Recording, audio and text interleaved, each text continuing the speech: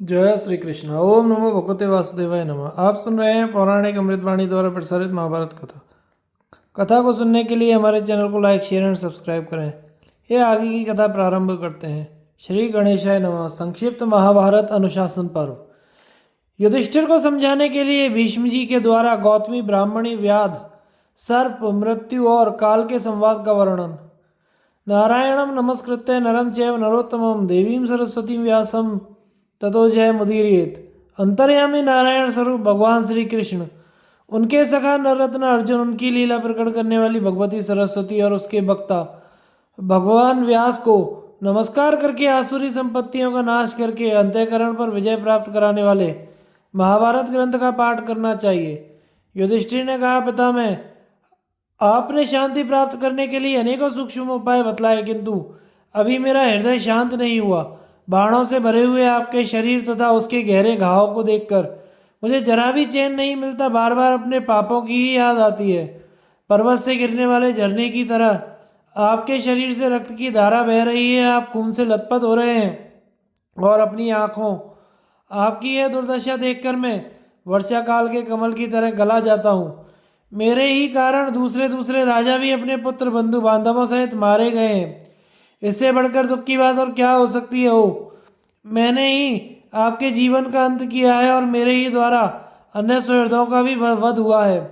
आपको इस दुखमयी अवस्था में जमीन पर पड़े देख मुझे तनिक भी शांति नहीं मिलती। यदि आप मेरा प्रेय करना चाहते हैं तो कुछ ऐसा उपदेश दीजिए जिससे मैं परलोक में इस पाप से छुटकारा पा सकूं। भीष्म जी ने कहा, महाभाग, तुम तो सदा परतंत्र हो, काल, अदृष्ट और ईश्वर के अधीन हो, फिर अपने शुभाशुभ कर्मों का कारण क्यों मानते हो। वास्तव में आत्मा का कर्तव्यहीन स्वरूप अत्यंत सूक्ष्म और इंद्रियों की पहुंच के बाहर है। इस विषय में जानकार लोग गौतमी, ब्राह्मणी, व्याध, सर्प, मृत्यु और काल के संवाद रूपी प्राचीन इतिहास का उदाहरण दिया करते हैं। पूर्व काल में गौतमी नाम वाली एक बूढ़ी ब्राह्मणी थी जो शांति के साधन में लगी रहती थी। एक दिन उसने देखा कि उसके इकलौते बेटे को सांप ने डस लिया और उसकी मृत्यु हो गई। इतने में ही अर्जुन नाम के बहेलिये ने उस सांप को जाल में बांध लिया और अमरशवश उसे गौतमी के पास लाकर कहा, देवी, तुम्हारे पुत्र के प्राण लेने वाले नीच सर्प यही है। जल्दी बताओ, मैं किस तरह इसका वध करूं। इसे जलती हुई आग में झोंक दूं या इसके शरीर के टुकड़े टुकड़े कर डालूं। बालक की हत्या करने वाला यह पापी सर्प अब अधिक काल तक जीवित रहने योग्य नहीं है। गौतमी ने कहा, अर्जुन, तू अभी नादान है, इसे छोड़ दे, यह मारने के योग्य नहीं है। होनहार को कोई टाल नहीं सकता। इस बात को जानकर भी इसकी उपेक्षा करके कौन मनुष्य अपने ऊपर पाप का बोझ ला देगा।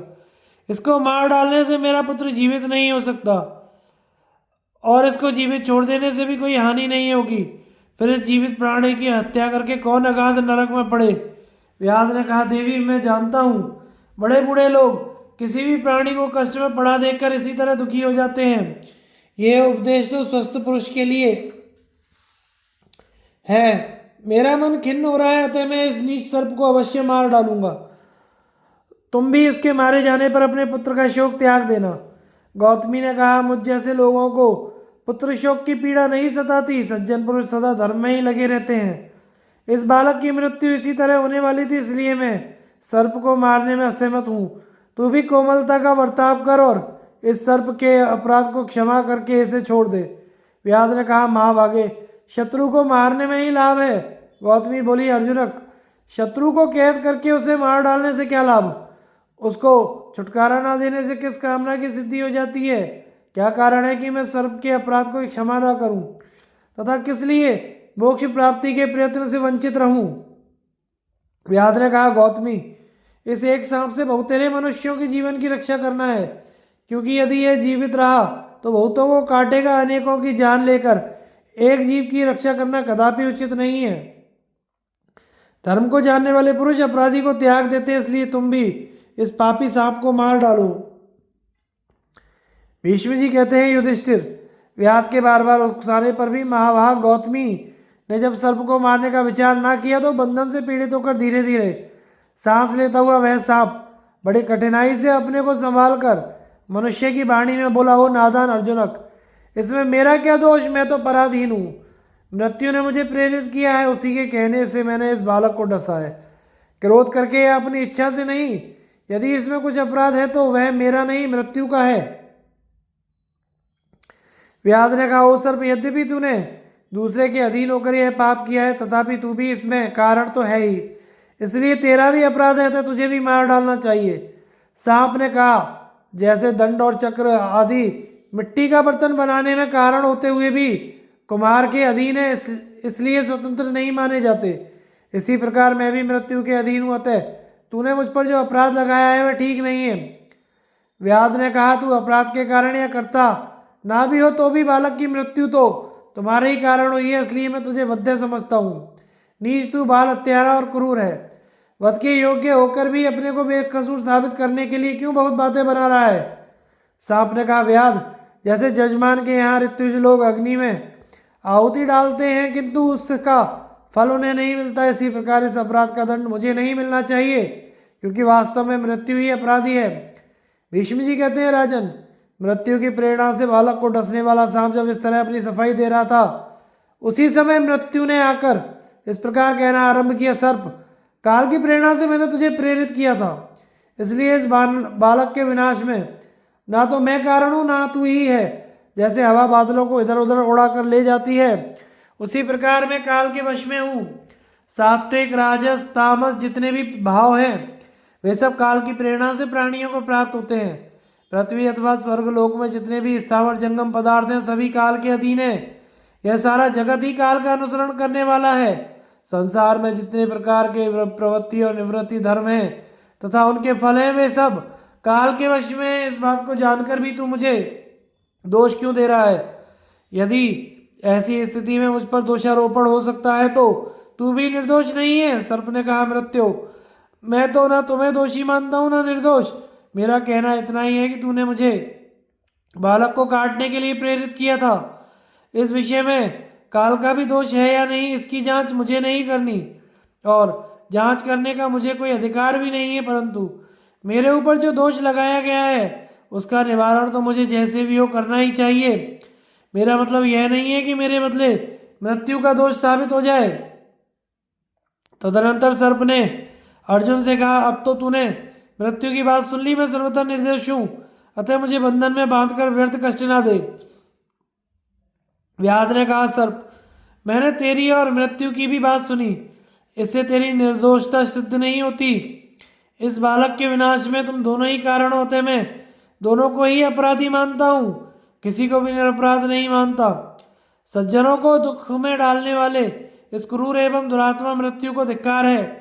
मृत्यु ने कहा, व्याध, हम दोनों काल के अधीन हैं, विवश हैं और उसका हुक्म बजाने वाले हैं। यदि तू अच्छी तरह विचार करेगा तो हम दोषी नहीं प्रतीत होंगे। जगत में कोई काम हो रहा है वह सब काल की प्रेरणा से होता है। इस प्रकार इनमें बातें हो ही रही थी, तब तक वहां काल आ पहुंचा। सर्प मृत्यु तथा बहेलिये को लक्ष्य करके कहने लगा, व्याध, मैं मृत्यु तथा यह सर्प कोई भी अपराधी नहीं है प्राणी, क्योंकि मृत्यु में हम लोग प्रेरक नहीं है। इस बालक ने जो कर्म किया था उसी से इसकी मृत्यु हुई है, इसके विनाश में इसका कर्म ही कारण है। जैसे कुम्हार मिट्टी के लौंदे से जो बर्तन बनाना चाहता है वह बना लेता है, उसी प्रकार मनुष्य अपने किए हुए कर्म के अनुसार ही नाना प्रकार के फल भोगता है।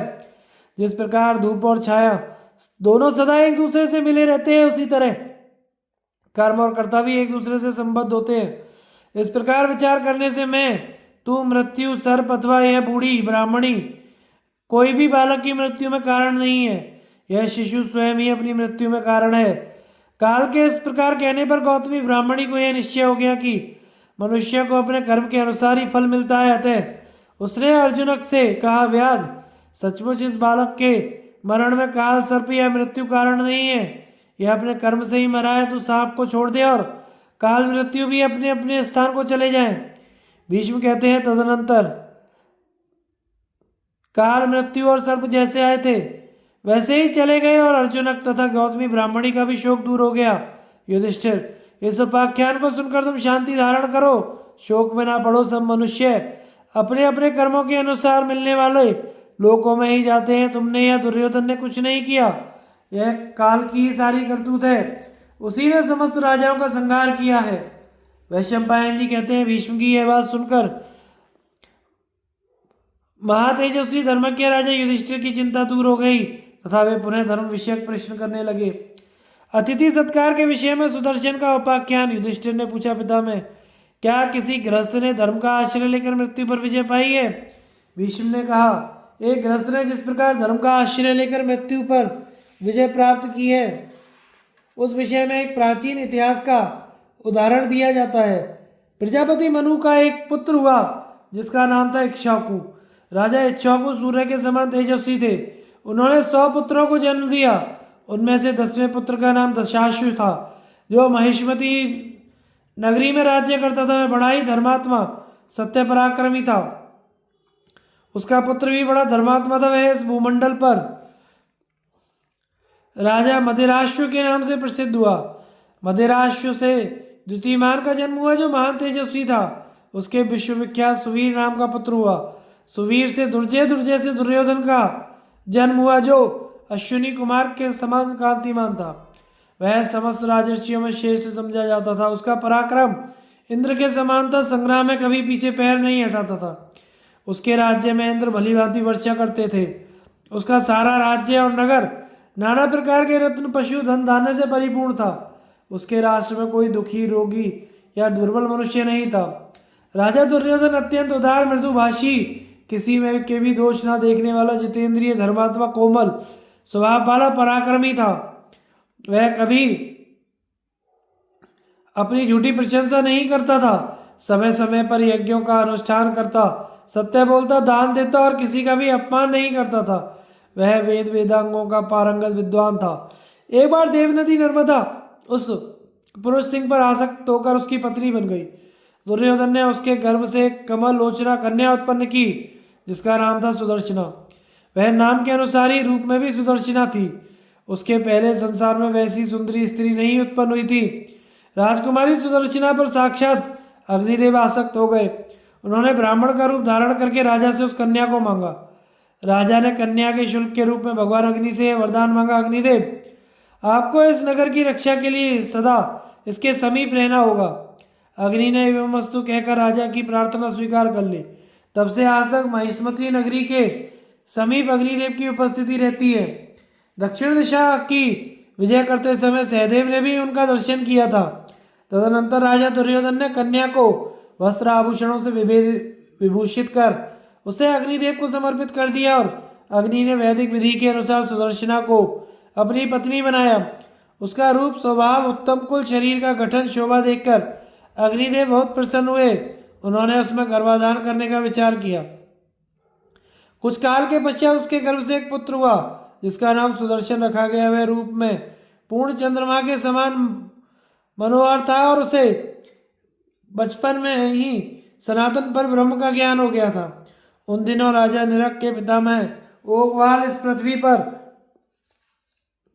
राज्य करते थे। उनके ओगवती नाम वाली एक कन्या थी, जो देव कन्या के समान सुंदरी थी। उन्होंने स्वयं आकर अपनी कन्या सुदर्शन को पत्नी रूप में प्रदान कर दी। सुदर्शन ओगवती के साथ कुरुक्षेत्र में रहकर गृहस्थ धर्म का पालन करने लगे। वे बड़े बुद्धिमान और तेजस्वी थे। उन्होंने यह प्रतिज्ञा कर ली थी कि मैं गृहस्थ रहकर भी मृत्यु को जीत लूंगा। एक दिन सुदर्शन ने अपनी पत्नी ओगवती से कहा, कल्याणी, तुम कभी भी किसी अतिथि की इच्छा के प्रतिकूल ना करना। जिस जिस वस्तु से अतिथि को संतोष हो वह सदा उसे देती रहना। अपना शरीर ध्यान दान करने का भी अवसर आ जाए तो मन में कभी अन्यथा विचार ना करना, क्योंकि गृहस्थों के लिए अतिथि सेवा से बढ़कर कोई दूसरा धर्म नहीं है। यदि तुम्हें मेरा विचार मान्य हो तो तुम इस बात को सदा याद रखना। यह सुनकर ओगवती ने दोनों हाथ जोड़कर मस्तक में लगाकर कहा, प्राणनाथ, आपकी आज्ञा से कोई भी ऐसा कार्य नहीं है जो मैं ना कर सकूं। तत्पश्चात एक दिन अग्निपुत्र सुदर्शन यज्ञ की संविदा लाने के लिए बाहर गए हुए थे। उसी समय उनके घर पर एक ब्राह्मण अतिथि के रूप में आया और ओगवती से कहने लगा, सुंदरी, यदि गृहस्थोचित धर्म का आदर करती हो तो मेरा सत्कार करो। ब्राह्मण के ऐसा कहने पर उस यशस्विनी राजकन्या ने वेदोक्त विधि से उनका पूजन किया और आसन तथा पाद्य अर्घ्य आदि निवेदन करके पूछा, विप्रवर, आपको किस वस्तु की आवश्यकता है? आपकी सेवा में क्या भेंट करूं? ब्राह्मण ने कहा, कल्याणी, मुझे तुमसे ही काम है। यदि गृहस्थ धर्म को मान्य समझती हो तो अपना शरीर दान करके मेरा प्रिय कार्य करो। राजकन्या ने दूसरी कोई अभिष्ट वस्तु मांगने के लिए ब्राह्मण से बहुत अनुरोध किया, किंतु उसने उसके शरीर के सिवा कोई और वस्तु नहीं मांगी। तब उसे अपने स्वामी की आज्ञा का स्मरण हो आया और उसने लजाते लजाते हाँ कहकर उस ब्राह्मण का कथन स्वीकार कर लिया। तदनंतर ब्राह्मण ने मुस्कुराकर ओकवती के साथ घर में प्रवेश किया। थोड़ी देर बाद अग्निपुत्र सुदर्शन संविदा लेकर लौटा और आश्रम के द्वार पर पहुंचकर अपनी पत्नी को पुकारने लगा। वह बारंबार पूछता, देवी तुम कहाँ चली गई? किंतु वह राजकन्या अपने स्वामी को कोई उत्तर नहीं देती थी। अतिथि के रूप में आए हुए ब्राह्मण ने दोनों हाथों से उसका स्पर्श किया था, इससे वह अपने को दूषित मान रही थी। अतः स्वामी से लज्जित होकर वह चुप रह गई, कुछ भी बोल न सकी। तब सुदर्शन ने फिर पुकार पुकार कर कहा, मेरी साध्वी स्त्री कहाँ है? कहाँ चली गई? मेरी सेवा से बढ़कर कौन सा गुरुत्वर कार्य उस पर आ पड़ा? सदा सरल भाव से रहने और सत्य बोलने वाली मेरी पतिव्रता पत्नी आज पहले की तरह मुस्कुराती हुई आगे आकर मेरा स्वागत क्यों नहीं करती? यह सुनकर आश्रम के भीतर बैठे हुए ब्राह्मण ने जवाब दिया, अग्नि कुमार, तुम्हें मालूम होना चाहिए कि मैं ब्राह्मण हूँ और तुम्हारे घर पर अतिथि के रूप में आया हूँ।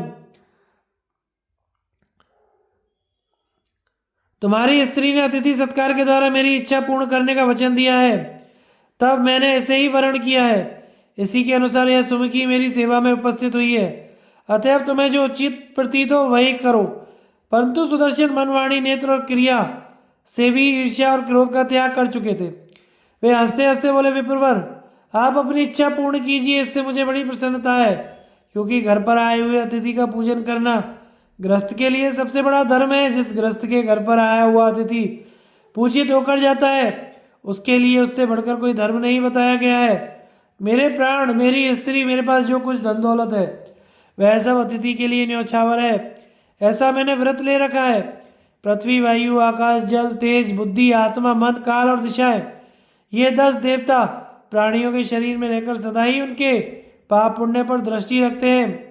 सुदर्शन के इतना कहते ही चारों दिशाओं से आवाज आई, तुम्हारा कथन सत्य है, इसमें झूठ का लेश भी नहीं है। तत्पश्चात वह ब्राह्मण आश्रम से बाहर निकला और शिक्षा के अनुकूल स्वर से तीनों लोगों को प्रतिध्वनित करता हुआ धर्मात्मा सुदर्शन को संबोधित करके बोला, अग्नि कुमार, तुम्हारा कल्याण हो। मैं धर्म हूँ और तुम्हारे सत्य की परीक्षा लेने यहाँ आया था। तुम में सत्य है जानकर मुझे बड़ी प्रसन्नता हुई। तुमने इस मृत्यु को, जो सदा तुम्हारे छिद्र ढूंढती हुई पीछे लगी रहती थी, जीत लिया।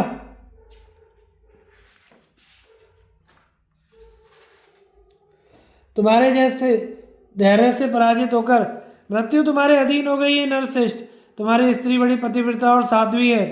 तीनों लोगों के भीतर किसी पुरुष में इतनी शक्ति नहीं कि इसकी ओर आंख उठाकर भी देख सके। यह अपने पातिव्रत्य के द्वारा तथा तुम्हारे गुणों से सदा सुरक्षित है। कोई भी इसका पराभव नहीं कर सकता। यह जो भी बात अपने मुंह से निकालेगी वह सत्य ही होगी, मिथ्या नहीं हो सकती। अपने तपोबल से युक्त है ब्रह्मवादिनी स्त्री संसार को पवित्र करने के लिए अपने आधे शरीर से ओगवती नाम की श्रेष्ठ नदी होगी और आधे शरीर से तुम्हारी सेवा करती रहेगी। तुम भी इसके साथ अपनी तपस्या से प्राप्त हुए उन सनातन लोकों में गमन करोगे, जहाँ से फिर इस संसार में लौटना नहीं पड़ता। तुमने मृत्यु को जीत लिया, इसलिए तुम इसी देह से उन सनातन लोकों में जाओगे। अपने पराक्रम से पंचभूतों को लांघ कर तुम मन के समान वेगवान हो गए हो। इस गृहस्थ धर्म के ही आचरण से तुमने काम और क्रोध पर विजय पा ली है तथा इस राजकुमारी ने भी तुम्हारी सेवा से आसक्ति, राग, आलस्य, मोह और द्रोह आदि दोषों को जीत लिया है। भीष्म जी कहते हैं, युधिष्ठिर, तदनंतर देवराज इंद्र भी उत्तम रथ लेकर सुदर्शन से मिलने आए। इस प्रकार उसने अतिथि सत्कार से मृत्यु, आत्मा, लोक, पंचभूत, बुद्धि, काल, मन, आकाश, काम और क्रोध को भी जीत लिया। इसलिए तुम अपने मन में यह निश्चय समझो कि गृहस्थ पुरुष के लिए अतिथि से बढ़कर कोई देवता नहीं है। यदि अतिथि पूजित होकर मनी मन गृहस्थ के कल्याण का चिंतन करे तो उससे जो फल मिलता है वह 100 यज्ञों की से भी तुलना नहीं हो सकती। ऐसा मनीषी विद्वानों का कथन है।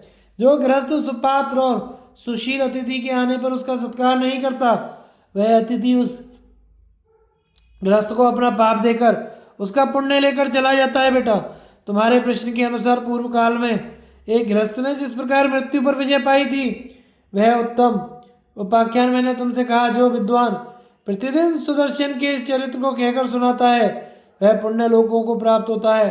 यह असाधारण पुरुषों का चरित्र है, साधारण मनुष्यों को इनका अनुकरण नहीं करना चाहिए। विश्वामित्र के जन्म की कथा और उनके पुत्रों का नाम। युधिष्ठिर बोले, पितामह, यदि 3 वर्णों के मनुष्यों के लिए ब्राह्मणत्व प्राप्त करना कठिन है तो महात्मा विश्वामित्र क्षत्रिय होकर भी ब्राह्मण कैसे हो गए? इस बात को मैं यथार्थ रूप से सुनना चाहता हूँ, आप बताने की कृपा करें। भीष्म जी ने कहा, युधिष्ठिर, पूर्व काल में विश्वामित्र जी क्षत्रिय होकर भी जिस प्रकार ब्राह्मण तथा ब्रह्मर्षि हुए उस प्रसंग को तुम यथार्थ रूप से सुनो। भरतवंश में अजमेर नाम के राजा हुए। उनके पुत्र महाराज जनु थे, जिन्होंने गंगा जी को अपनी पुत्री बनाया था। जनु का पुत्र सिंधुदीप और सिंधुदीप का पुत्र बलाकाशु था। उससे बल्लभ का जन्म हुआ, जो साक्षात द्वितीय धर्म के समान था। उसके इंद्र के समान एक कांतिमान पुत्र हुआ, जिसका नाम कुशिक था। कुशिक के पुत्र महाराज गाधी हुए। उनके कोई पुत्र नहीं था, इसलिए वे संतान की इच्छा से वन में जाकर यज्ञ अनुष्ठान करने लगे। वहाँ यज्ञ से उन्हें एक कन्या प्राप्त हुई, जो इस पृथ्वी पर अनुपम सुंदरी थी। उस समय च्यवण के पुत्र विख्यात तपस्वी ऋषिक मुनि ने राजा से उस कन्या के लिए याचना की। तब राजा गाधी ने कहा, भृगुनंदन, आप मुझे शुल्क रूप में 1000 ऐसे घोड़े ला दीजिए जो चंद्रमा के समान कांतिमान और वायु के समान वेगवान हो और जिनके एक कान श्याम रंग के हों।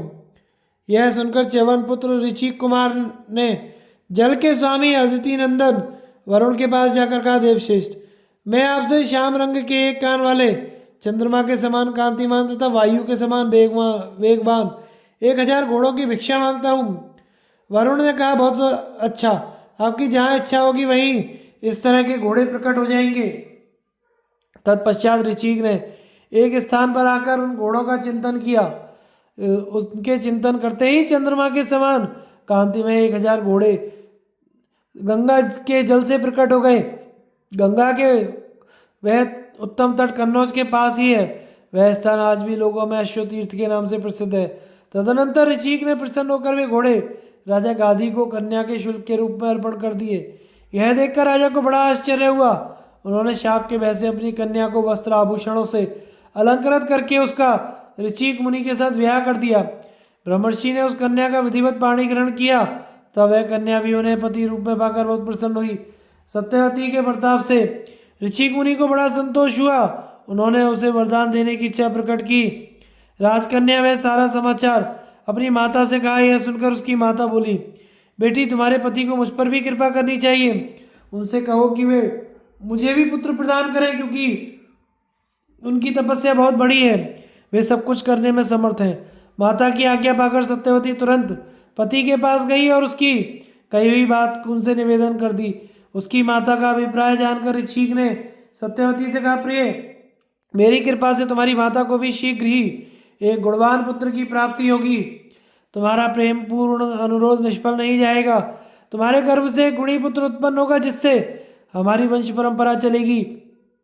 तुम्हारी माता ऋतु स्नान के पश्चात पीपल के वृक्ष का आलिंगन करे और तुम गूलर के वृक्ष का।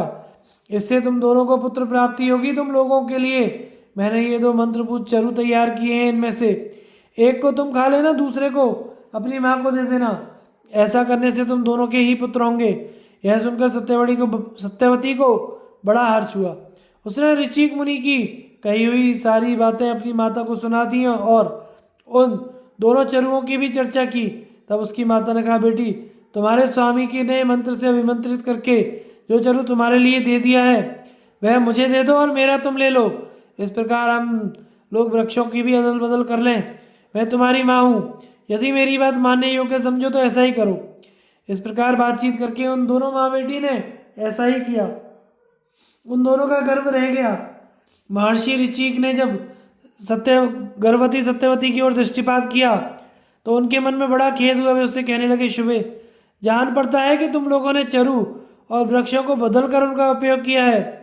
मैंने तुम्हारे चरु में संपूर्ण ब्रह्म तेज का सन्निवेश किया था और तुम्हारी माता के चरु में समस्त क्षत्रियोचित शक्ति की स्थापना की थी। मैंने यह सोचा था कि तुम्हारे गर्भ से त्रिभुवन में विख्यात गुणों वाला ब्राह्मण पुत्र उत्पन्न होगा और तुम्हारी माँ एक विशिष्ट क्षत्रिय को जन्म देगी, किंतु तुम लोगों की अदला बदली के कारण तुम्हारी माता के गर्भ से तो उत्तम ब्राह्मण उत्पन्न होगा और तुम कठोर कर्म करने वाले क्षत्रिय को जन्म दोगी। माता के स्नेह में पड़कर तुमने यह अच्छा काम नहीं किया। पति की बात सुनकर सत्यवती शोक संतप्त होकर पृथ्वी पर गिर पड़ी। थोड़ी देर में जब उसे चेत हुआ तो वह स्वामी के चरणों पर सर रखकर बोली, ब्रह्मर्षि, मैं आपकी पत्नी हूँ, आपको प्रसन्न करना चाहती हूँ, मुझ पर कृपा कीजिए। मेरा पुत्र क्षत्रिय ना हो, मेरे पुत्र का पुत्र भले ही कठोर कर्म करने वाला हो जाए, परंतु मेरा पुत्र ऐसा ना हो, मुझे यही वर दीजिए। तब उन महातपस्वी ने अपनी भार्या से कहा, अच्छा ऐसा ही हो। तदनंतर सत्यवती ने जमदग्नि नामक उत्तम पुत्र को उत्पन्न किया और राजा गादी की यशस्वी पत्नी ने ऋषि कुमार की कृपा से ब्रह्मवादी विश्वामित्र को जन्म दिया। इसी से महातपस्वी विश्वामित्र को ब्राह्मणत्व प्राप्त हुआ और क्षत्रिय होकर भी उन्होंने ब्राह्मण वंश की परंपरा चलाई। उनके पुत्र बड़े तपस्वी, ब्रह्मवेत्ता और ब्राह्मण वंश को बढ़ाने वाले तथा गोत्र के प्रवर्तक थे। मधुच्छंदा, देवरात, अक्षीण, शकुंत, बब्रू, कालपत, याज्ञवल्क्य, स्थूण, उलूक, यमदूत, सैंधवायन, बलगुजंग, गालव, वज्र, सालंकायन, लीलाढ़, नारद, कूर्चामुख, वादुली, मुसल, वक्षोग्रीव, आघ्रिंग, शिलायुप, शित, शुचि, चक्रक, मारुतंतव्य, वातग्न, आशुलायन, श्यामायन, गार्ग्य, जावली, शुश्रुत, कारिषि, संशुत्र,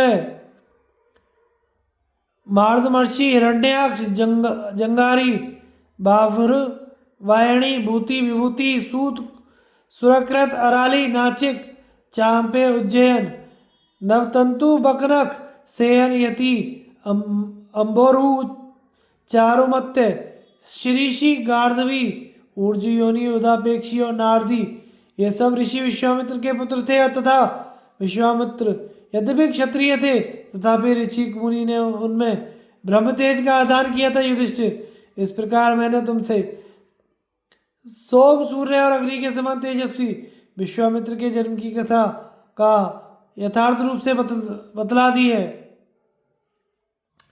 स्वामी भक्त एवं दयालु पुरुष की श्रेष्ठता बतलाते हुए इंद्र और तोते की संवाद का उल्लेख। युधिष्ठिर ने कहा, पितामह, अब मैं दयालु और भक्त पुरुषों के गुणों का वर्णन सुनना चाहता हूँ। भीष्म ने कहा, युधिष्ठिर, इस विषय में भी तोते के साथ इंद्र का जो संवाद हुआ था वह प्राचीन इतिहास बतला रहा हूँ, सुनो। काशीराज के राज्य की बात है। एक व्याध विष में बुझा हुआ बाण लेकर गांव से निकला और इधर उधर मृगों को ढूंढने लगा। एक घने जंगल में जाने पर उसे थोड़ी ही दूर पर कुछ मृग दिखाई पड़े।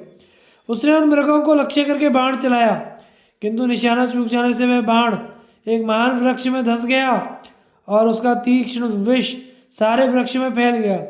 इससे उस वृक्ष के पत्ते फल झड़ गए और वह वृक्ष धीरे धीरे सूखने लगा। उसके खोखले में बहुत दिनों से एक तोता निवास करता था। उसका उस वृक्ष के साथ बड़ा प्रेम था, इसलिए वह उसके सूखने पर भी उसे छोड़कर कहीं जाना नहीं चाहता था। उसने बाहर निकलना बंद कर दिया और चारा चुगना भी छोड़ दिया था।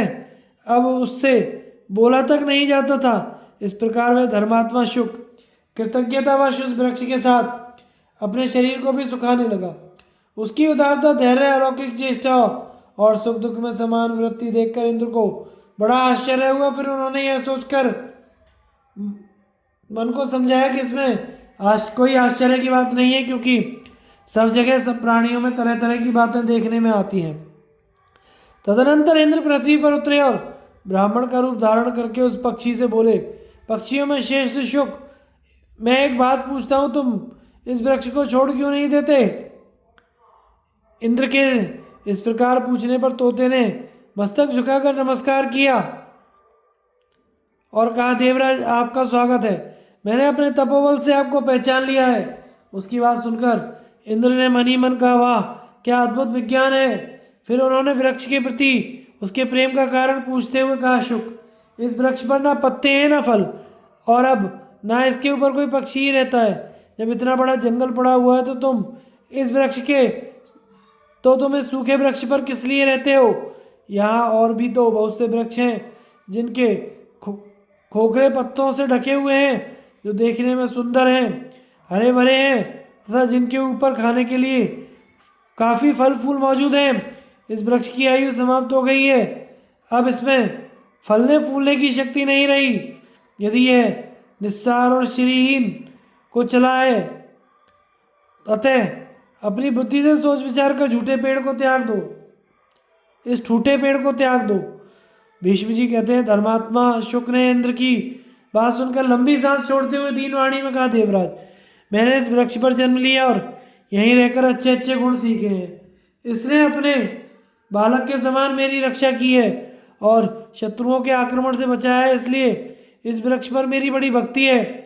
मैं इसे छोड़कर कहीं जाना नहीं चाहता, दयारूप धर्म का पालन कर रहा हूँ। ऐसी दशा में कृपा करके यह व्यर्थ सलाह क्यों दे रहे हैं?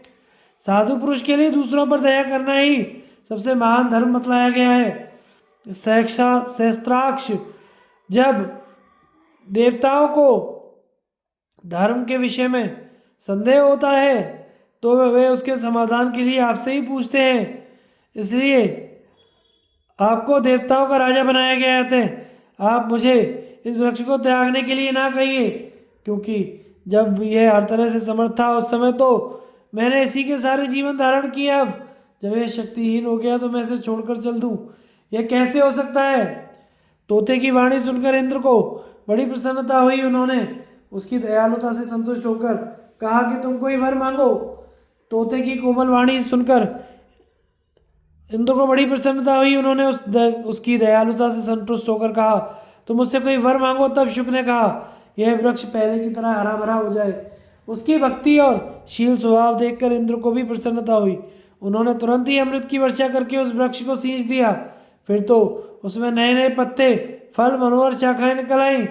तोते की सुदृढ़ भक्ति के कारण वह वृक्ष पूर्ववत श्री संपन्न हो गया तथा वह शुक की भी आयु समाप्त होने पर दयापूर्ण बर्ताव के कारण इंद्रलोक को प्राप्त हुआ। राजन, जैसे शुक का सहवास पाकर वृक्ष को अपनी खोई हुई शक्ति प्राप्त हो गई, उसी प्रकार अपने में भक्ति रखने वाले मनुष्य का सहारा पाकर प्रत्येक मनुष्य अपनी संपूर्ण कामनाएं सिद्ध कर लेता है।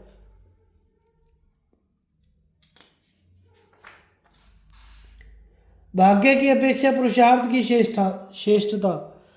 युधिष्ठिर ने पूछा, पिता में भाग्य और पुरुषार्थ में कौन श्रेष्ठ है?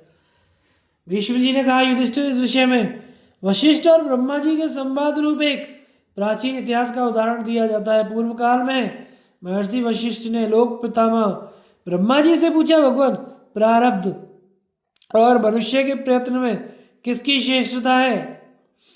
ब्रह्मा जी ने कहा, बिना बीज के कोई चीज पैदा नहीं होती, बीज से ही बीज पैदा होता और बीज से ही फल उत्पन्न होता है। किसान खेत में जाकर जैसे बीज बो आता है उसी के अनुसार उसको फल मिलता है। इसी प्रकार पुण्य या पाप जैसा भी कर्म किया जाता है वैसा ही फल प्राप्त होता है। जैसे बीज खेत में बोए बिना फल नहीं दे सकता, उसी प्रकार प्रारब्ध में पुरुष बिना पुरुषार्थ के काम नहीं दे सकता। कर्म करने वाला मनुष्य अपने भले या बुरे कर्म का फल स्वयं भोगता है। यह बात संसार में प्रत्यक्ष दिखाई देती है। शुभ कर्म करने से मनुष्य को सुख और पाप करने से दुख मिलता है। पुरुषार्थी मनुष्य सर्वत्र सम्मान पाता है, किंतु जो निकम्मा और वह घाव पर नमक छिड़कने के समान असह्य दुख भोगता है। मनुष्य तपस्या से रूप, सौभाग्य और नाना प्रकार के रत्न प्राप्त कर लेता है। इस प्रकार कर्म से वह सब कुछ मिल सकता है, परंतु भाग्य के भरोसे बैठे रहने वाले निकम्मे को उससे कुछ नहीं मिलता। इस जगत में पुरुषार्थ करने से स्वर्ग, भोग, प्रतिष्ठा और विद्वता इन सबकी उपलब्धि होती है। नक्षत्र, नाग, यक्ष, चंद्रमा, सूर्य और वायु आदि देवता पुरुषार्थ करके ही मनुष्य को लोक से देवलोक को गए हैं। जो लोग उद्योग नहीं करते उन्हें धन, मित्र, ऐश्वर्य अथवा दुर्लभ लक्ष्य की प्राप्ति नहीं हो सकती। कंजूस, नपुंसक, उद्योगहीन, काम से जी चुराने वाला मनुष्य तथा शौर्य एवं तपस्या से हीन पुरुष को धन नहीं मिलता। पुरुषार्थ ना करके केवल दैव के भरोसे बैठा रहता है, वह नपुंसक को पति बनाने वाली स्त्री की तरह व्यर्थ ही दुख उठाता है। पुरुषार्थ करने पर मनुष्य को दैव के अनुसार फल मिलता है, किंतु चुपचाप बैठे रहने वाले पर दैव किसी को कोई फल नहीं दे सकता। देवता भी अपनी पराजय की आशंका से प्राय मनुष्य के परमार्थिक कार्य में भयंकर विघ्न डाला करते हैं, किंतु पुण्यात्मा पुरुष का ये क्या बिगाड़ सकते हैं। पूर्व काल में राजा ययाति दैववश स्वर्ग से भ्रष्ट हो गए तो भी उनके नातियों ने अपने पुण्य कर्म से पुनः उन्हें स्वर्ग में पहुंचा दिया। इसी तरह इला के पुत्र राजर्षि पुरुरवा भी ब्राह्मणों के प्रयत्न से स्वर्ग को प्राप्त हुए। जैसे आग की एक चिंगारी भी हवा के सहारे से प्रज्वलित होकर महान रूप धारण करती है, उसी प्रकार दैव भी पुरुषार्थ की सहायता से बड़ा हो जाता है। जिस प्रकार तेल समाप्त होने पर दीपक बुझ जाता है, उसी प्रकार कर्म के नाश होने से दैव भी नष्ट हो जाता है। निकम्मा मनुष्य बहुत बड़े धन का भंडार, तरह तरह के उपभोग और स्त्रियों को पाकर भी उनका उपभोग नहीं कर सकता। जो दान करने के कारण निर्धन हो गया है, ऐसे सत्पुरुष के पास उसके सत्कर्म के कारण देवता भी पहुंचते हैं। अतः उसका घर मनुष्य लोक की अपेक्षा श्रेष्ठ देवलोक सा बन जाता है। किंतु जहाँ दान नहीं होता, वे घर यदि अनंत समृद्धि से भरे भी हों तो भी देवताओं की दृष्टि में शमशान के तुल्य हैं। जगर्तिषी उद्योगहीन मनुष्य फलता फूलता दिखाई नहीं देता। दैव में इतनी ताकत नहीं है कि वह कुमार्ग पर पड़े हुए पुरुष को सन्मार्ग पर पहुंचा दे। जैसे शिष्य गुरु को आगे करके चलता है, उसी तरह दैव पुरुषार्थ का अनुसरण करता है। संचित किया हुआ वो पुरुषार्थ ही दैव को जहाँ चाहता है वहाँ ले जाता है। वशिष्ठ जी, मैंने सदा पुरुषार्थ के फल को देखकर ही ये सारी बातें बतलाई हैं।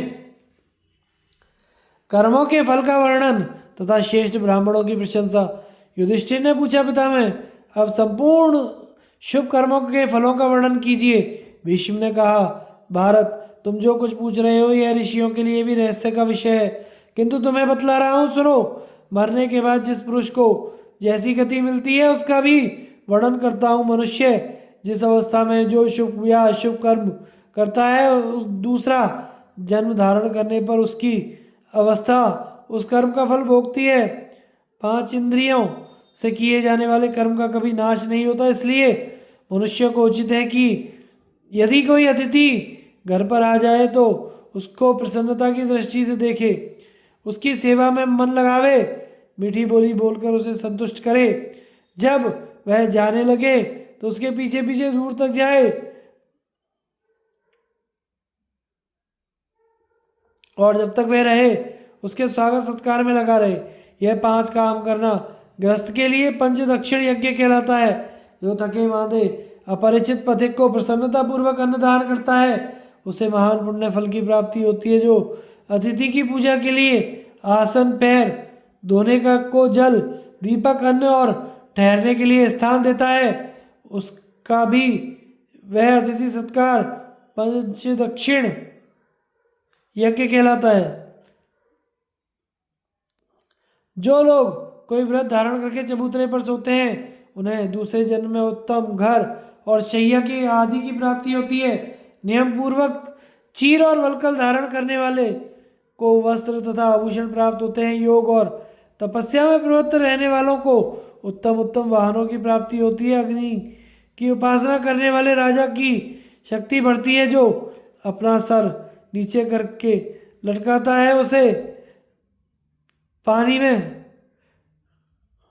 खड़ा रहता है तथा सदा अकेले शयन करता है, उसे मनोवांछित गति प्राप्त होती है। जो रणभूमि में जाकर वीरशैया मृत्यु को प्राप्त हो स्वर्गगामी होता है, उससे अक्षय लोकों की प्राप्ति होती है।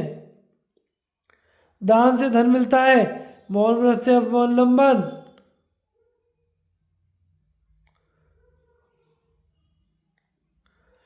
करने से दूसरों के द्वारा आज्ञा पालन कराने की शक्ति विकसित होती है। तपस्या से भोग सामग्री मिलती है, ब्रह्मचर्य के पालन से आयु बढ़ती है, अहिंसा धर्म के आचरण से रूप, ऐश्वर्य और आरोग्य प्राप्त होते हैं। फल मूल खाने वाले राज्य और तने पत्ते चबाकर रहने वाले को स्वर्ग की प्राप्ति होती है। उपवास करने वाले मनुष्य को सर्वत्र सुख मिलता है। शाकाहारी को गोधन और तृण भक्षण करने वाले को स्वर्ग की उपलब्धि होती है। जो ब्राह्मण सदा जल पीकर रहता, अग्निहोत्र करता, उसको निराहार व्रत करने वाला स्वर्ग लोक में जाता है। जो पुरुष 12 वर्षों के लिए व्रत की दीक्षा लेकर अन्न त्याग करता और तीर्थों में स्नान करता रहता है, उसे रणभूमि में प्राण त्यागने वाले वीर से भी बढ़कर उत्तम लोकों की प्राप्ति होती है। जो संपूर्ण वेदों का अध्ययन करता है वह तत्काल दुख से छूट जाता है, तथा जो मानसिक धर्म का आचरण करता है उसे स्वर्गलोक की प्राप्ति होती है। जैसे बछड़ा हजारों गांवों के बीच में अपनी माता को ढूंढ लेता है, इसी प्रकार पहले का किया हुआ कर्म कर्ता को पहचान कर उसका अनुसरण करता है। जिस प्रकार फूल और फल किसी की प्रेरणा ना होने पर भी अपने समय पर फूलने फलने लगते हैं, वैसे ही पूर्व जन्म का किया हुआ कर्म समय पर फल देता ही है। मनुष्य के जीर्ण जराग्रस्त होने पर उसके केश, दांत, आंख, कान भी जीर्ण हो जाते हैं, केवल तृष्णा ही जीर्ण नहीं होती।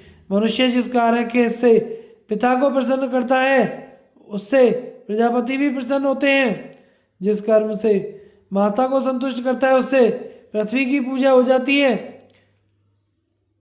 जिसने इन तीनों का आदर किया उसके द्वारा मानव संपूर्ण धर्मों का आदर हो गया।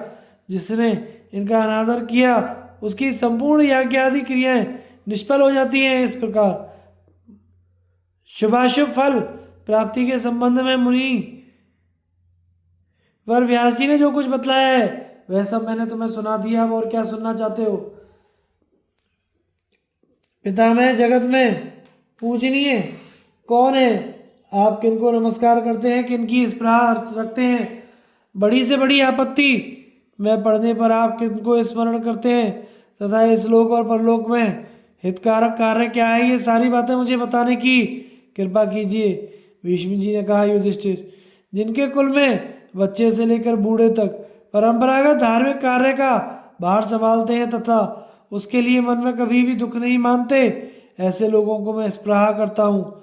जो विनीत भाव से विद्या अध्ययन करते, इंद्रियों का संयम करके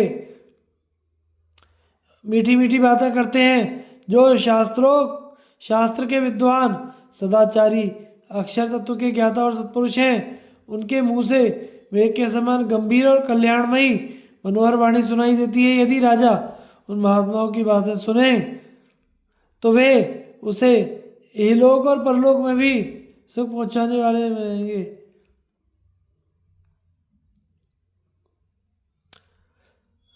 जो प्रतिदिन उनके वचनों को श्रवण करते हैं वे विज्ञान गुण से संपन्न होते हैं।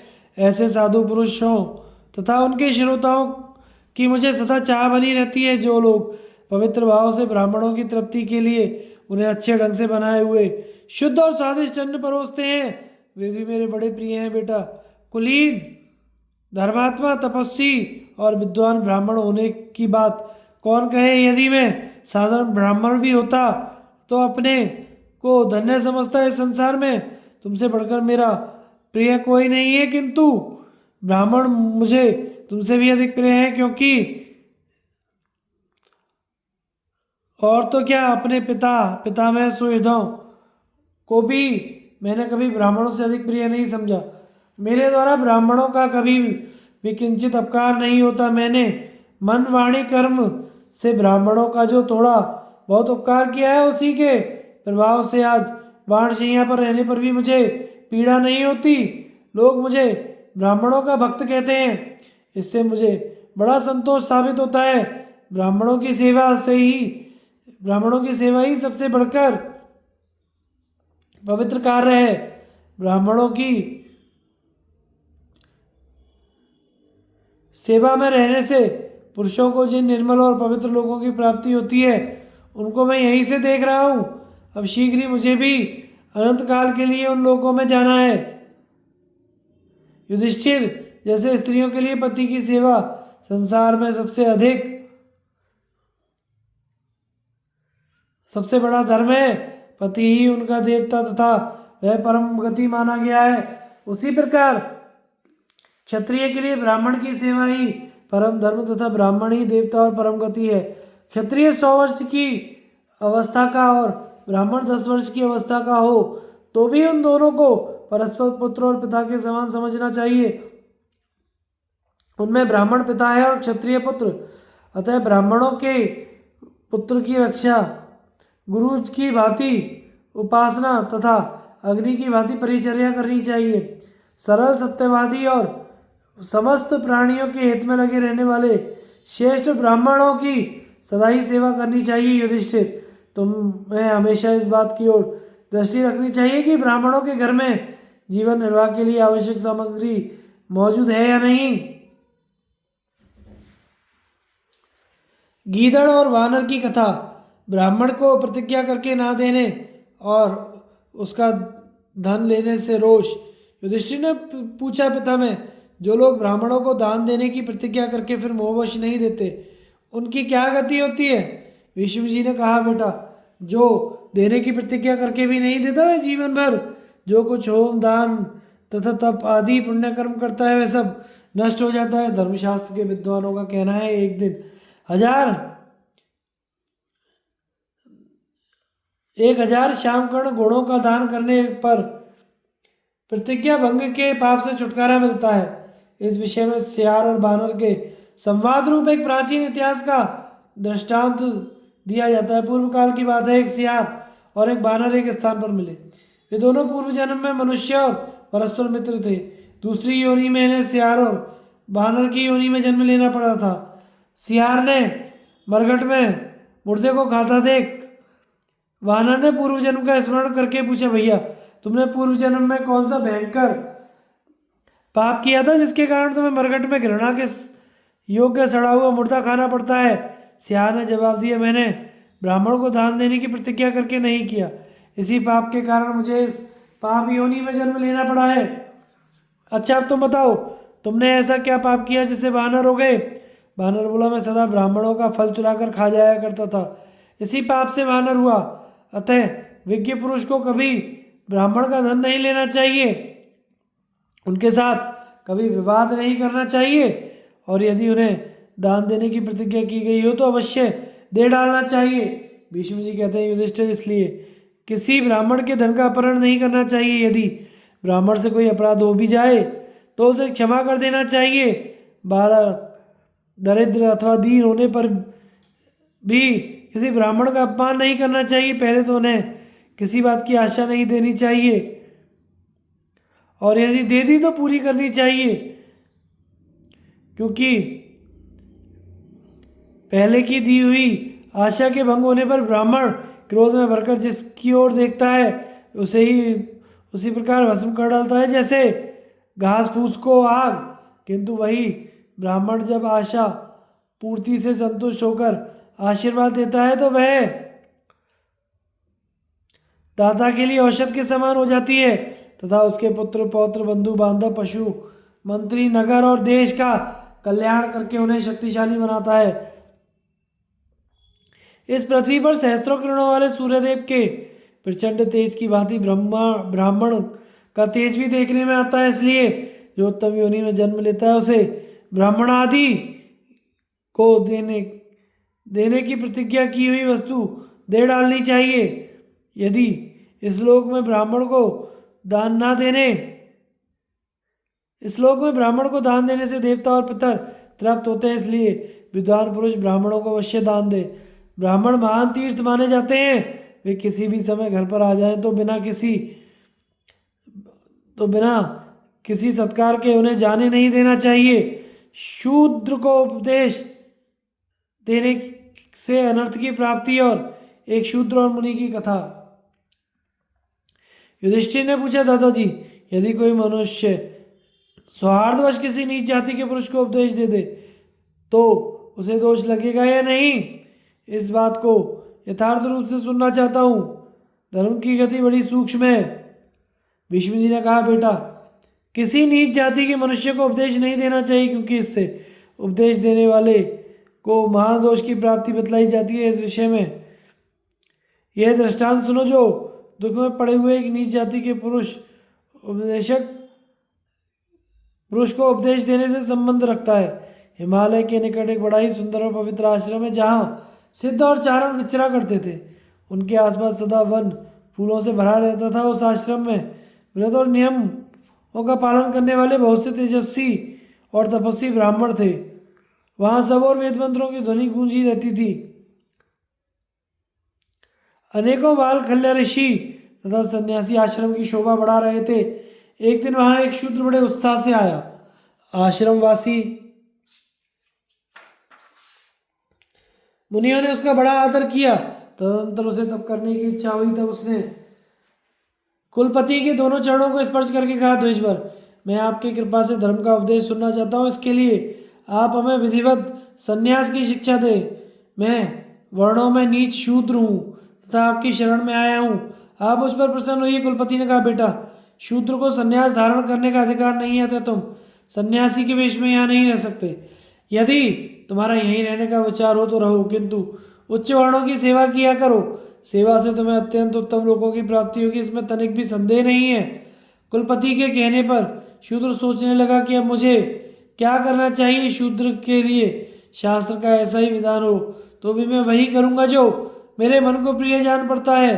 यह विचार कर उसने उस आश्रम से दूर जाकर एक पर्णकुटी बनाई और वहाँ यज्ञ की वेदी, रहने के लिए स्थान, देवालय बनाकर वह नियम पूर्वक रहने लगा।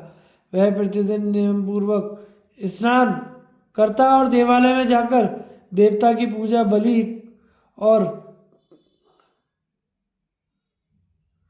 होम किया करता। फलाहार करके इंद्रियों को काबू में रखता। उसके पास जो अन्न या फल आदि प्रस्तुत रहते उनसे आए हुए अतिथियों का सत्कार करता।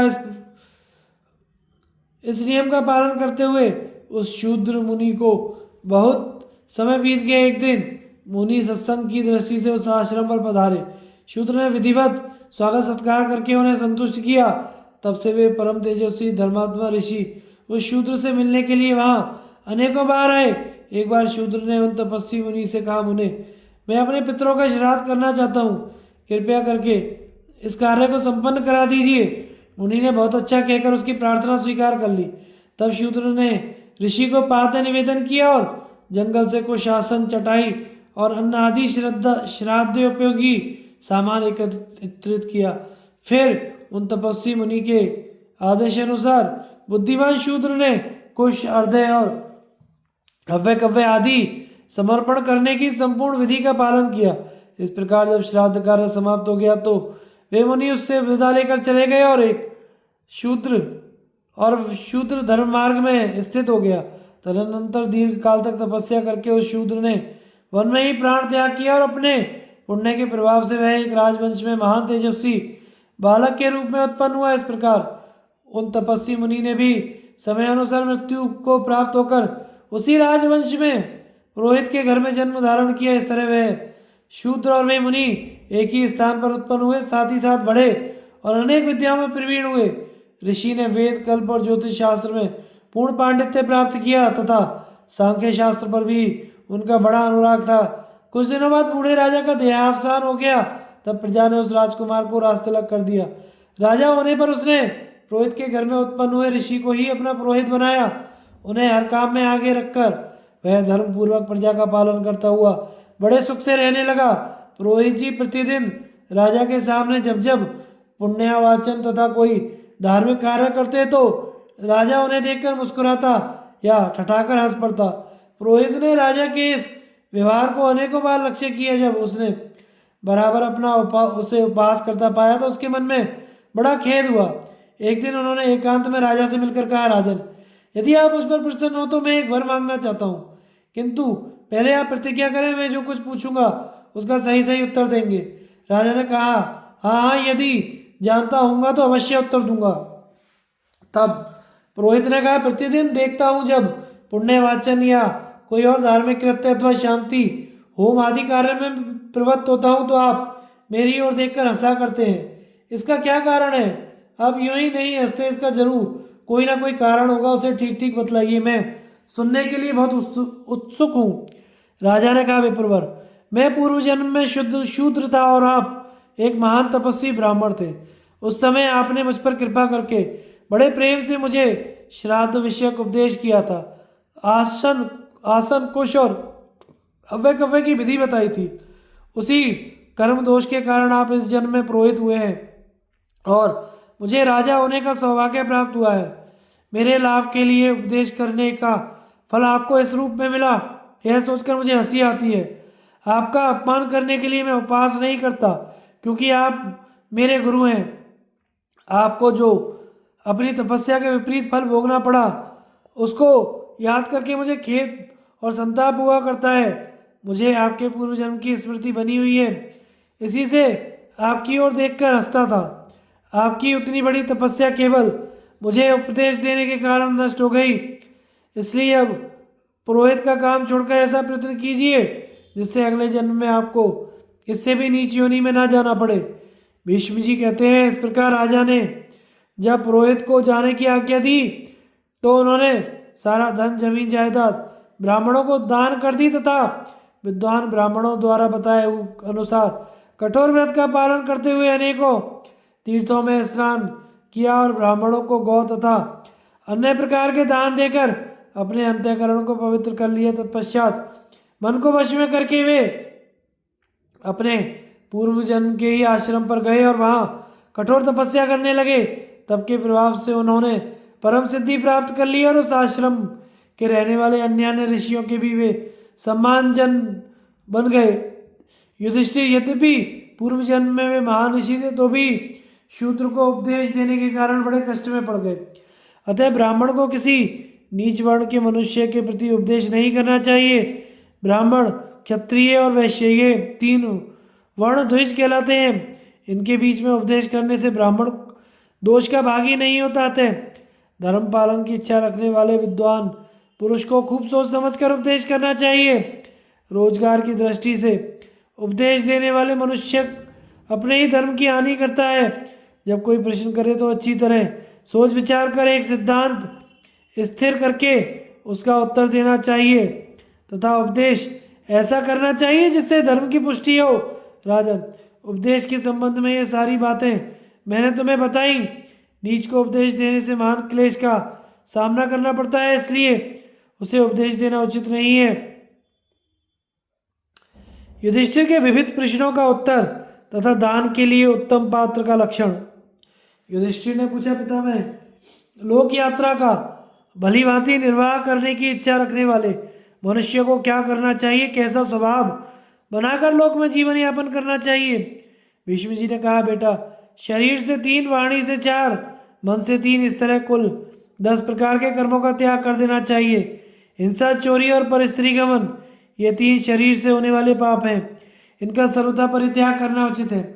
व्यर्थ बकवाद करना, निष्ठुर वचन कहना, चुगली खाना, झूठ बोलना, ये 4 वाणी द्वारा होने वाले पाप हैं। इन्हें ना कभी जुबान पर लाना चाहिए, ना ही मन में सोचना चाहिए। दूसरों का धन हड़पने की इच्छा ना करना, सब प्राणियों पर प्रेम रखना और कर्मों का फल अवश्य मिलता है, इस बात पर विश्वास करना, ये 3 मन से आचरण करने योग्य कार्य हैं। इन्हें सदा करना चाहिए। इसके विपरीत दूसरों के धन का लालच करना, संपूर्ण प्राणियों से वैर रखना तथा कर्मों के फल पर विश्वास न करना, ये 3 मानसिक पाप हैं। इनसे सदा बचे रहना चाहिए। इसलिए मनुष्य का कर्तव्य है कि वह मन, वाणी या शरीर से कभी अशुभ कर्म ना करे, क्योंकि वह शुभ या अशुभ जैसा कर्म करता है उसको वैसा ही फल भोगना पड़ता है। युधिष्ठिर ने पूछा, पितामह, विद्वानों का कहना है कि देव कार्य में ब्राह्मण की परीक्षा ना करें, किंतु श्राद्ध में अवश्य उसकी परीक्षा करें। इसका क्या कारण है? भीष्म जी ने कहा, बेटा, यदि यज्ञ, होम आदि देव कार्य की सिद्धि ब्राह्मण के अधीन नहीं, देवता के अधीन है, इसमें कोई संदेह नहीं कि यजमान लोग देवताओं की कृपा से ही यज्ञ करते हैं, किंतु श्राद्ध कर्म की सिद्धि ब्राह्मण के ही अधीन है। अतः उसमें सदा वेदवेत्ता ब्राह्मणों को ही निमंत्रित करना चाहिए ही है। बुद्धिमान मार्कंडेय जी ने बहुत पहले से ही बता रखा है। युधिष्ठिर ने पूछा, पितामह, जो अपरिचित विद्वान, संबंधी, तपस्वी अथवा यज्ञ करने वाले हों, उन्हीं को क्यों दान का पात्र मानना चाहिए? भीष्म जी ने कहा, इस विषय में पृथ्वी, काश्यप, अग्नि और मार्कंडेय जी इन 4 तेजस्वियों का मत सुनो। पृथ्वी कहती है जिस प्रकार महासागर में फेंका हुआ ढेला तुरंत गलकर नष्ट हो जाता है, उसी प्रकार याजन, अध्यापन और प्रतिग्रह इन 3 वृत्तियों से जीविका चलाने वाले ब्राह्मण में सारे दुष्कर्मों का लय हो जाता है। काश्यप कहते हैं जो ब्राह्मण शील से रहित है उसे 6 अंगों सहित वेद, सांख्य और पुराण का ज्ञान तथा उत्तम कुल में जन्म ये सब मिलकर भी उत्तम गति प्रदान नहीं कर सकते। अग्नि कहते हैं जो ब्राह्मण अध्ययन करके अपने को बहुत बड़ा पंडित मानता और अपनी विद्वता पर गर्व करने लगता है और जो अपनी विद्या के बल से दूसरों के यश का नाश करता है वह धर्म से भ्रष्ट होकर सत्य का पालन नहीं करता, अतः उसे नाशवान लोगों की प्राप्ति होती है। मार्कंडे जी कहते हैं यदि तराजू के एक पलड़े में 1000 अश्वमेघ यज्ञ को और दूसरे पलड़े में सत्य को रखकर तोला जाए तो भी न जाने वे सारे अश्वमेघ यज्ञ सत्य के आधे के बराबर भी नहीं होंगे या नहीं। विष्णु जी कहते हैं युधिष्ठिर, इस प्रकार अपार तेज वाले पृथ्वी, काश्यप, अग्नि और मार्कंडे जी ब्राह्मणों के विषय में अपना अपना मत प्रकट करके चले गए। युधिष्ठिर ने पूछा, दादाजी यदि ब्रह्मचारी ब्राह्मण श्राद्ध में भोजन करते हैं तो उनका व्रत नष्ट हो जाने से उन्हें दिया हुआ दान कैसे सफल हो सकता है? भीष्म जी ने कहा, राजन, जिन्हें गुरु ने नियत वर्षों तक ब्रह्मचर्य के व्रत का पालन करने का आदेश दे रखा है वे अधिष्ठी कहलाते हैं। ऐसे वेद के पारंगत अधिष्ठी ब्राह्मण यदि श्राद्ध में भोजन करते हैं तो उनका अपना ही व्रत नष्ट होता है, इसमें दाता का दान दूषित नहीं होता। युधिष्ठिर ने पूछा, पितामह, विद्वानों का कहना है कि धर्म के साधन और फल अनेक प्रकार के हैं, इसमें क्या कारण है यह बताने की कृपा करें। भीष्म जी ने कहा, बेटा, अहिंसा, अक्रोध, कोमलता, इंद्रिय संयम, सरलता ये धर्म के निश्चित लक्षण हैं। जो लोग इस पृथ्वी पर घूम घूम कर धर्म की प्रशंसा तो करते हैं किंतु स्वयं उसका आचरण नहीं करते वे पाखंडी हैं। ऐसे लोगों को जो सोना, रत्न, गौ और अश्व आदि वस्तुएं दान करता है वह नरक में पड़कर 10 वर्षों तक विष्ठा खाता है। इतना ही नहीं, वह गाय भैंस का मांस खाने वाले चांडालों, चमारों, हत्यारों और राग एवं मोहवश दूसरों के गुप्त रहस्य को प्रकट करने वाले पापियों की विष्ठा का कीड़ा होता है। जो मूर्ख बलि वैश्वदेव के समय आए हुए ब्रह्मचारी ब्राह्मण को अन्न नहीं देते वे पाप में लोकों में जाते हैं। युधिष्ठिर ने पूछा, पितामह, उत्तम ब्रह्मचर्य क्या है? धर्म का सबसे विशेष लक्षण क्या है तथा सर्वोत्तम पवित्रता किसे कहते हैं ये बताने की कृपा कीजिए। भीष्म जी ने कहा, तात, मांस और मदिरा का त्याग ब्रह्मचर्य से भी श्रेष्ठ है, अर्थात यही उत्तम ब्रह्मचर्य है। वेदोक्त मर्यादा में स्थित रहना सबसे श्रेष्ठ धर्म है तथा मन और इंद्रियों को विषयों की ओर से हटाए रखना ही सर्वोत्तम पवित्रता है। युधिष्ठिर ने पूछा, दादाजी, मनुष्य को किस समय धार्मिक कृत्य करना चाहिए, कब अर्थोपार्जन पर ध्यान देना चाहिए तथा किस समय सुख भोगों में प्रवृत्त होना चाहिए? भीष्म ने कहा, राजन, पूर्वाह्न में अर्थोपार्जन पर ध्यान देना चाहिए, तत्पश्चात धर्म का सेवन करना चाहिए तथा सबके अंत में सुख भोग में प्रवृत्त होना चाहिए। किसी एक में ही आसक्त नहीं होना चाहिए। ब्राह्मण और गुरुजनों का आदर सत्कार करे, सब प्राणियों के अनुकूल रहे, नम्रता का बर्ताव करे और सबसे मीठे वचन बोले। न्यायालय में झूठ बोलना, राजा से किसी की चुगली करना और गुरु के साथ कपटपूर्ण बर्ताव करना ये 3 ब्रह्म हत्या के समान पाप है। राजा पर प्रहार ना करे, गाय को ना मारे, जो इसके विपरीत करता है उसे भ्रूण हत्या का पाप लगता है। वेदों के स्वाध्याय और अग्निहोत्र का त्याग ना करे तथा ब्राह्मण की निंदा से दूर रहे, क्योंकि ये सब दोष ब्रह्म हत्या के समान है। युधिष्ठिर ने पूछा, कैसे ब्राह्मण को सत्पुरुष समझना चाहिए और किनको दान देने से महान फल की प्राप्ति होती है? भीष्म जी ने कहा, जो क्रोध रहित, धर्मपरायण, सत्यनिष्ठ और इंद्रिय संयम में लगे रहते हैं ऐसे ब्राह्मणों को साधु पुरुष समझना चाहिए। उन्हीं को दान देने से महान फल की प्राप्ति होती है जिनमें अभिमान का नाम नहीं है और जो सब कुछ सह लेते हैं, जिनका विचार दृढ़ है, जो जितेंद्रिय, संपूर्ण प्राणियों के हितकारी तथा सबके साथ मित्रता का भाव रखने वाले हैं, उनको दिया हुआ दान महान फल वाला है।